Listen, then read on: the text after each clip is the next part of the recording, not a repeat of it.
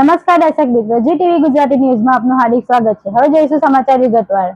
સુરત શહેરમાં ગેરકાયદેસર પાણીના વેપાર મુદ્દે સ્થાનિકોમાં ભારે રોષ ફાટ્યો છે। ડિંડોલી બાદ હવે બેસ્તાર વિસ્તારમાં પણ પાણી માફિયાઓ સામે રહેવાસીઓએ મોરચો ખોલ્યો છે।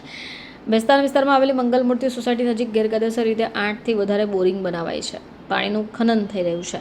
આ પાણી ટેન્કર મારફતે રાત દિવસ વેચાય છે। હવે આક્ષેપ સ્થાનિકો કરી રહ્યા છે। સ્થાનિકોના કહેવા મુજબ રહેણાંક વિસ્તારોમાં ભારે સંખ્યામાં પાણીના ટેન્કરો બેફામ ગતિએ પસાર થાય છે। ધૂળ, અવાજ, ટ્રાફિકની સમસ્યાથી હાલ લોકો પરેશાન છે। અતિશય પાણીના ખનનથી ભૂગર્ભ જળ સ્તર નીચે જતા હોવાની પણ ચિંતા વ્યક્ત થઈ છે। આવા પાણી માફિયાઓ ગેરકાયદેસર રીતે પાણી વેચે છે અને લાખો રૂપિયા કમાય છે। આક્ષેપોની વચ્ચે હવે સ્થાનિકોએ સંબંધિત તંત્રની પાસે તાત્કાલિક કાર્યવાહી કરવાની માંગણી કરી છે। બોરિંગ ચલાવતા લોકો સામે કડક પગલાં ભરાય, ટેન્કરોના ત્રાસથી મુક્તિ અપાવવા માટે લિખિત રજૂઆત પણ કરાઈ છે। જોકે હાલ તો આ મામલો ઘરમાં આવ્યો છે। હવે તંત્ર શું કાર્યવાही કરે છે તેના પર સૌની નજરો રહેલી છે।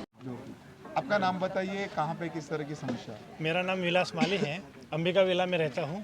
यहाँ पे जो है ना 6 से 7 बोरिंग है, तो इसकी वजह से क्या है, अभी तो ठीक है चल रहा है, पानी है, पर आगे चल के समस्या हो सकती है पानी की।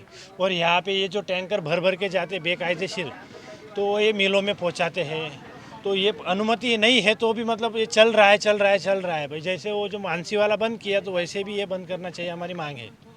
किस तरह से समस्या खड़ी होती है बोरिंग की वजह से?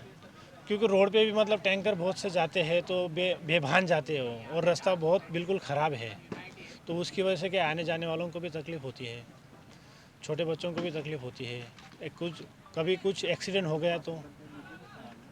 किसका है? अशोक सिंह राजपूत करके कोई है, उनका है। उनसे बात हुई तो 2 बार बोला, पर उन्होंने अभी तक मतलब कुछ सुनवाई किया नहीं इस पर।